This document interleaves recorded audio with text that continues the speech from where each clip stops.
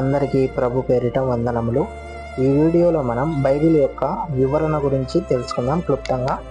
దయచేసి ఈ వీడియోని చివరి వరకు చూడండి. ఇన్ఫర్మేషన్ మీకు నచ్చినట్లయితే మన వీడియోని ఒక లైక్ చేయండి.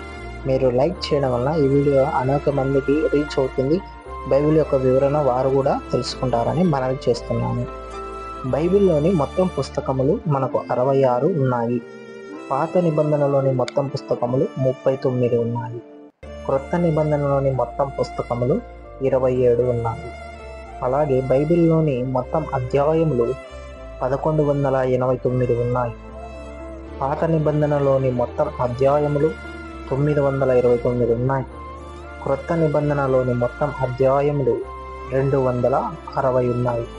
బైబిల్లోని మొత్తం వచనములు 41,173 ఉన్నాయి.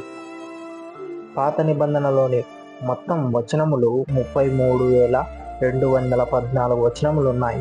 అలాగే క్రొత్త నిబంధనలోని మొత్తం వచనములు 7,959గా ఉన్నాయి. అలాగే చివరగా బైబిల్లోని పెద్ద పుస్తకమైంది కీర్తనలు. ఈ ఇన్ఫర్మేషన్ కూడా మీకు నచ్చినట్లయితే దయచేసి మరొకసారి ప్రభు పేరిట మనం చేస్తున్నాను. వీడియోని లైక్ చేసి ఛానల్ని సబ్స్క్రైబ్ చేసుకోండి. ప్రభు మిమ్మల్ని దీవించును గాక. God bless you. Thank you.